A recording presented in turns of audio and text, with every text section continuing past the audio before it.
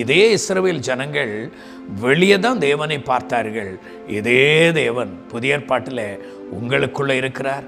இந்த வார்த்தைகளை கேட்கிற உங்களுக்குள்ள இருக்கிறார். எனக்குள்ள இருக்கிறார்.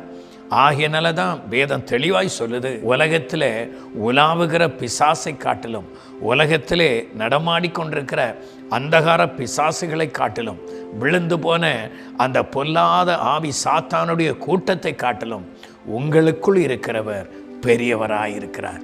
நீங்கள் விசுவாசிக்கிற, நீங்கள் ஆராதனை செய்கிற இயேசு பெரியவராயிருக்கிறார்.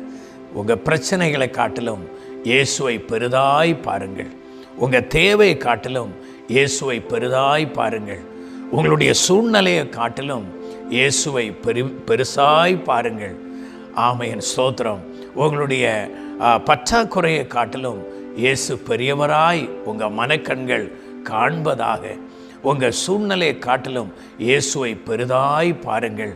அப்போது உங்கள் பிரச்சனை, உங்கள் தேவைகள், உங்கள் நெருக்கங்கள், உங்கள் வியாதிகள், உங்கள் போராட்டங்கள் எதுவாக இருந்தாலும், பிசாசு போராடி கொண்டிருக்கிறான் அல்லவா, நெருக்கி கொண்டிருக்கிறான் அல்லவா, இந்த போராட்டத்தை காணும்போது தேவனை குறித்து ஸ்தோத்திரம் பெருசாய் பார்க்க வேண்டும் என்ற எண்ணம் இல்லாதபடி, ஐயோ இவ்வளவு போராட்டம் என்று சொல்லி தடுமாறுகிறீர்களா?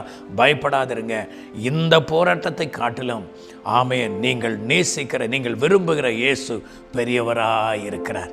அந்த பெரியவர் நிச்சயமாய் உங்கள் வாழ்க்கையிலே அற்புதம் செய்ய அவர் வல்லமையுள்ளவராய் இருக்கிறார். ஃபுல் வீடியோவை பார்க்க ஹேண்டில் கீழே இருக்கிற ப்ளே பட்டனை கிளிக் பண்ணுங்கள்.